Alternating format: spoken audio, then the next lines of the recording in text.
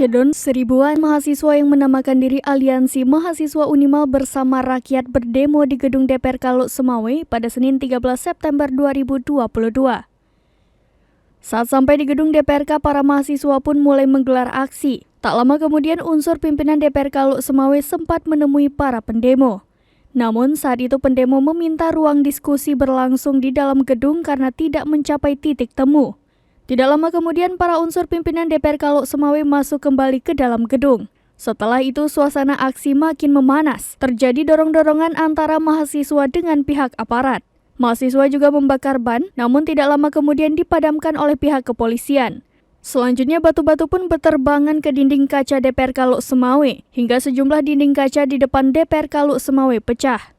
Selain itu, saat terjadi pelemparan batu, sempat membuat kepala seorang personil Polres Lok Semawe ikut terluka. Saat kericuhan semakin meningkat, polisi secara cepat melakukan antisipasi dengan menyemprotkan air dari water cannon sehingga membuat pendemo mundur.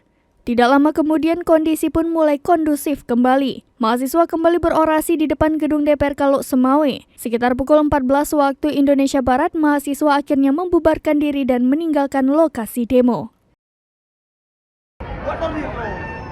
Dari Lok Semawe, Zaki Mubarak, Serambi On TV.